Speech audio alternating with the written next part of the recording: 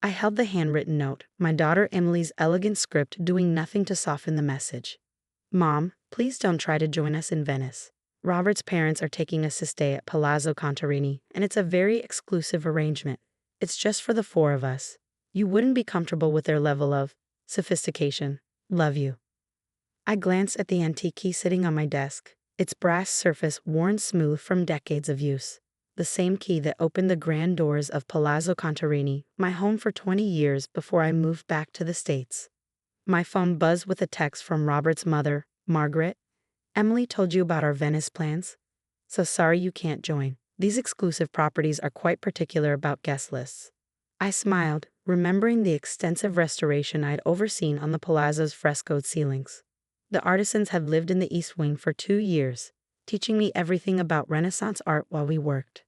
Ms. Blackwood, my assistant's voice came through the intercom. The palazzo's caretaker, Giuseppe, is on line 1. Shall I tell him you'll take his call? Yes, Anna. And please get me the Venice airport director after. I picked up the phone, switching to Italian.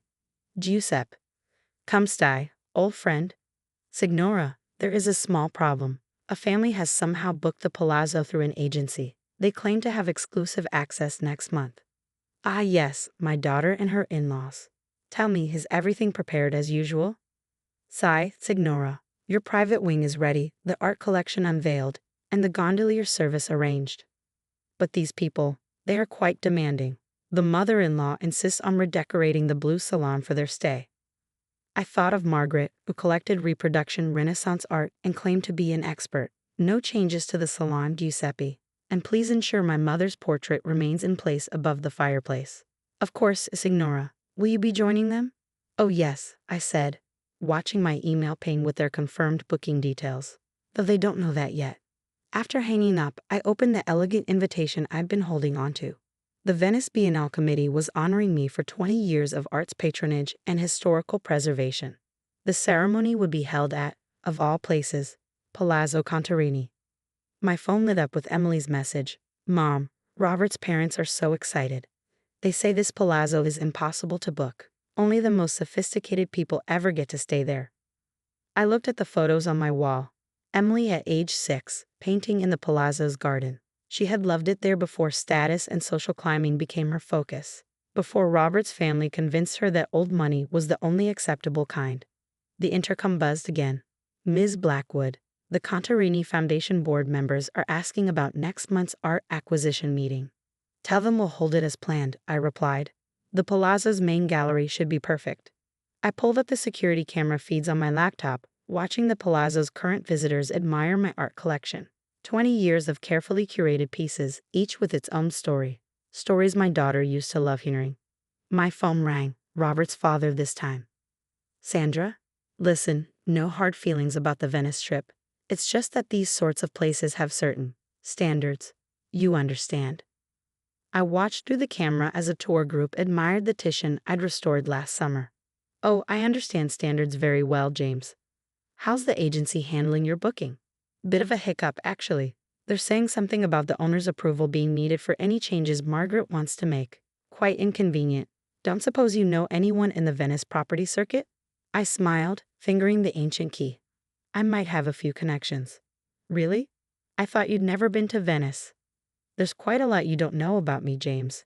For instance, have you ever wondered why the palazzo's main gallery is called La Sala Sandra? Silence on the other end. What are you saying? Let's just say some mothers have deeper roots than their daughters realize. Will you be attending the biennial ceremony next month? The private event at the palazzo? Margaret's been trying to get invitations for months. How do you know about it? Because, dear James, they're honoring me. At my palazzo, where you're all planning to stay. The silence stretched longer this time. Your palazzo? For 20 years now. Though Emily seems to have forgotten the summer she spent painting in its gardens. I could hear him calling Margaret in the background, their urgent whispers carrying through the phone. Sandra, there seems to be some confusion. No confusion at all. You wanted exclusive access to Palazzo Contarini. You're about to get it, along with a lesson in making assumptions about people's sophistication. Within an hour, my doorbell rang. Emily stood there with Robert and his parents, all looking as if they'd seen a ghost. Come in, I said, leading them into my study where photos of the palazzo lined the walls. I assume you have questions. Emily's eyes locked on a picture of her younger self, covered in paint, sitting in the palazzo's garden. Mom, why didn't you ever say anything about owning one of Venice's most historic palazzos? You never asked. Too busy being impressed by the Valenciennes' summer cottage, as I recall. Margaret flushed. Sandra, if we'd known. Known what? That the simple mother you've been dismissing for years has been preserving Italian history while you collect reproductions. I kept my voice gentle, but the point landed. I pulled out a leather portfolio filled with restoration documents, architectural plans, and photos spanning 2 decades. This is what real sophistication looks like. Not booking through an exclusive agency, but spending years learning from master artisans, protecting centuries of art, keeping history alive. Robert's father cleared his throat. The biennial ceremony is honoring 20 years of art's patronage, I finished. Though I suspect that's not quite as impressive as Margaret's country club membership. Emily sank into a chair, looking shell-shocked. All those summers in Venice, I thought we were just renting. You thought a lot of things, dear, most of them shaped by people who measure worth by price tags rather than substance. I opened my laptop, showing them the palazzo's live security feeds. See that, Titian? I spent 6 months working with restorers to save it. The frescoes in the blue salon Margaret wanted to update, they're from the 16th century, the gardens where Emily used to paint. They're in every art history book about Venetian landscapes. Margaret had gone pale. I told the agency I wanted to redecorate. Yes, Giuseppe mentioned that. He found it quite amusing, considering it took us 3 years to restore those rooms to their original glory. Robert spoke for the first time. Why didn't you tell us when we booked it? Would you have learned anything if I had? I countered. Or would you have just switched to bragging about your mother-in-law's palazzo instead of dismissing her? Emily was crying softly now. I've been so awful, Mom.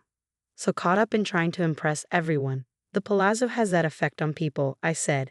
Either it teaches them true value, or it exposes their pretenses. Which lesson would you like to learn? James shifted uncomfortably. About our booking. Your booking stands, I assured them. With some adjustments. You'll stay in the family wing, where Emily used to spend her summers. The main wing is hosting the biennial committee. We'd assumed we'd have the whole palazzo, Margaret began. You assumed many things, I interrupted. That's rather the point of this conversation. I pulled out 5 invitation cards to the biennial ceremony. These are rather difficult to get. Margaret, you mentioned trying for months. She nodded mutely. Consider this your education in real influence versus purchased access. You're all invited. Not as guests, but as my family. Though that depends on whether you still think I'm too unsophisticated to associate with. The silence in the room was deafening. The palazzo's gardens open at dawn, I continued. The light is perfect for painting then. Remember, Emily? She nodded, wiping her eyes. You used to have breakfast brought out to me while I worked. The staff treated us like family. They are family. Giuseppe has worked there for 30 years. His daughter's art now hangs in the main gallery, next to your childhood paintings. My paintings are in the gallery? Emily's voice cracked.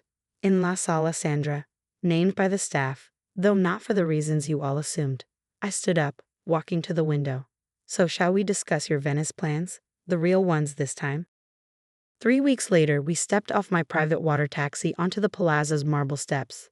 The transformation in my companions was already visible.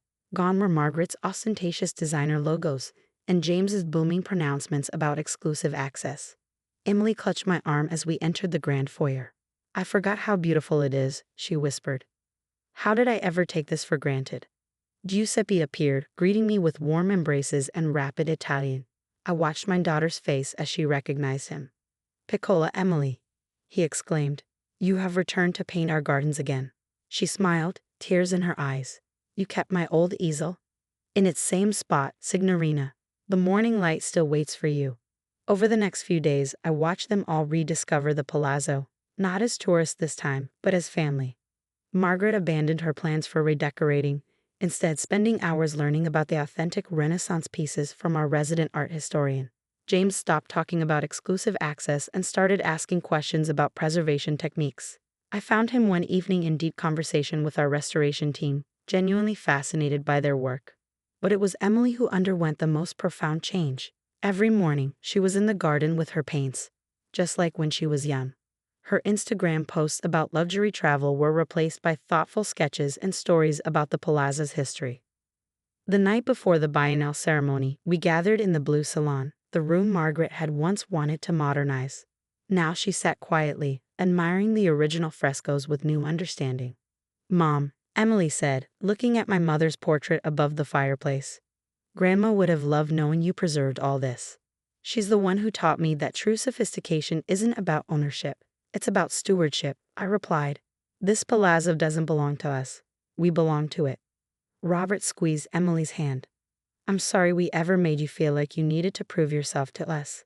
The palazzo has a way of teaching humility," I said, watching the sunset paint the Grand Canal in gold. "It survived centuries of people far more important than us." The next evening, as I accepted the biennial honor, I looked out at my family sitting in the front row. They had learned more than I expected. Margaret wore a simple black dress, her usual flashy jewelry replaced by quiet elegance. James listened attentively to the Italian speeches, no longer boasting about connections. And Emily, my Emily, was sketching the scene, her artist's eye capturing not the superficial glamour, but the deep beauty of the moment. Later in the garden, she showed me her drawing. "I finally understand, Mom. What you've built here isn't about exclusivity or showing off. It's about preserving something precious for future generations." I hugged her, remembering a little girl who used to paint here without caring about status or social climbing. Sometimes the most valuable things in life are the ones that remind us who we really are. As we stood there, watching the lights of Venice twinkle on the water, Margaret approached with unusual hesitation. "Sandra," she said softly, "thank you for teaching us the difference between having class and buying it." I smiled, thinking of all the summers ahead, of Emily's children perhaps painting in these gardens someday. "Welcome to the real Venice," I said, "the one that can't be booked through any agency. Because sometimes the most exclusive address isn't about who you keep out, it's about what you choose to preserve, protect, and pass on."